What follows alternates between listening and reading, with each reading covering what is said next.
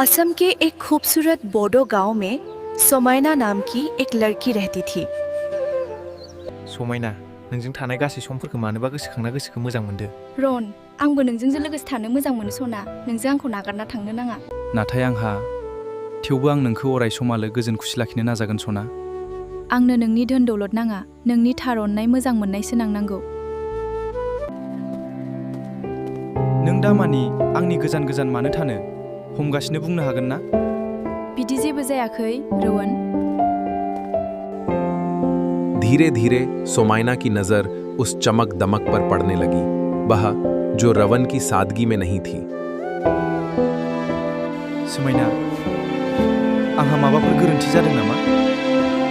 आं गावनो जेबो मोनदां हायाखै, मानोबा आं सिगांनि बादि गोसोखौ गोजोननाय मोनला। जों सानैजों गोजान जानाया मोजां जासिगोन नामा? मा? नों आंनि गोजान जानो सानमारबाय?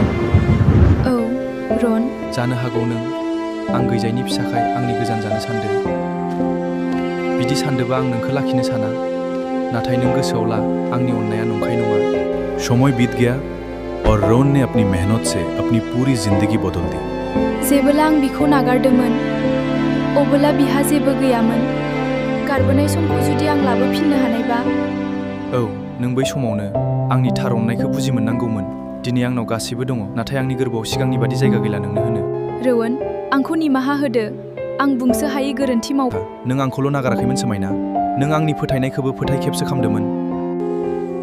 थार अननाय मोजां मोननाया आंनाव दंमोन, नाथाय आंनो बिखौ खोमाना लाबाय।